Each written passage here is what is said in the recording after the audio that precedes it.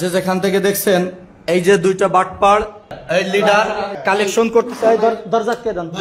ফরিদপুর শহরের চরকমলাপুর এলাকায় বিভিন্ন মাদ্রাসার নাম ব্যবহার করে চাঁদা তুলতে গিয়ে ৩ প্রতারক জনতার হাতে আটক হয়েছেন।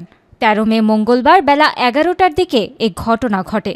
আটকরা হলেন মাদারীপুর জেলার রাজৈর থানার ইসিবপুর গ্রামের মোহাম্মদ এনামুল হক মুন্সি, একই এলাকার সোনা মিয়া ও শরীদপুর জেলার চন্দ্রপুর গ্রামের ইব্রাহিম।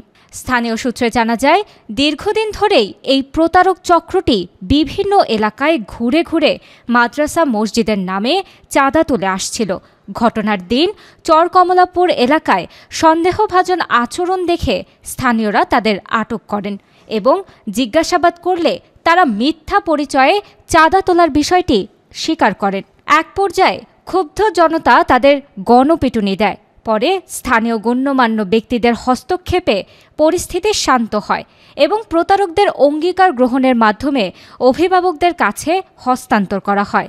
এ বিষয়ে ঘটনার প্রত্যক্ষদর্শী ও নগরকান্দা উপজেলার সাবেক ভাইস চেয়ারম্যান মুফতি মুস্তাফিজুর রহমান বলেন, তারা শুধু হাট বাজারই না, বরং শহরের বাসা বাড়িতে গিয়েও মাদ্রাসায় কোরআন কিতাব কেনার কথা বলে টাকা কালেকশন করে আসছিল।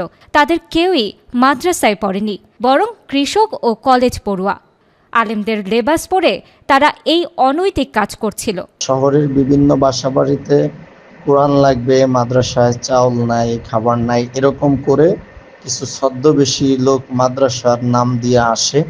সেরকমই একটি গ্রুপ ফরিদপুরে গতকাল একটা ধরা পড়ে। অবাক করা বিষয় হচ্ছে এর একজনও মাদ্রাসার লেখাপড়া করা না। 2 জন হচ্ছে কৃষক, কিন্তু সুরাত সিরাত বেশ এমন ধরছে জুব্বা টুব্বা গায়ে দিয়ে একবারে কওমি মাদ্রাসার বড় হুজুর। আর আরেকজন হচ্ছে রাজৈর কলেজে লেখাপড়া করছে, প্রাথমিক আলিয়াতে কিছু লেখাপড়া করছে। প্রত্যক্ষদর্শীরা জানান, এই চক্রটি শুধু ফরিদপুর নয়, আশেপাশের জেলা ও উপজেলাগুলোতেও একই কায়দায় প্রতারণা করে আসছে।